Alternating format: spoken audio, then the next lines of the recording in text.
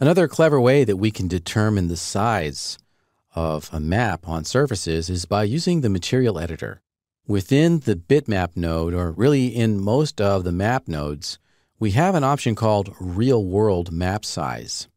And that'll give us the ability to just enter in the size of the map placement directly in the material editor.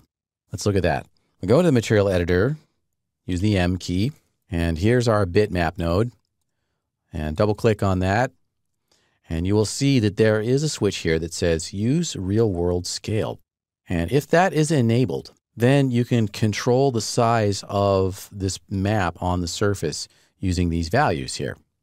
Let's say I wanted it to be 20 feet. I could type in 20 and press the tab key and type in 20 and press enter. Now notice, by the way, just due to kind of a quirk in the program, it's displaying 19 feet and 12 inches. Well, of course, 12 inches is a foot, so it's actually 20 feet. Now that's half of it. We've got real world scale enabled here, but we also want to enable it on the object. If you've got just a standard primitive, then real world map size is a parameter of the primitive. If it's not a primitive, this one's an extruded line, then we can apply that real world scale using the UVW map modifier. Select that floor. In the previous movie, we added a UVW map modifier.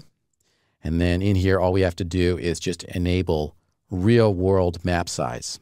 Just turn that on. And now it's deriving the size from these parameters here.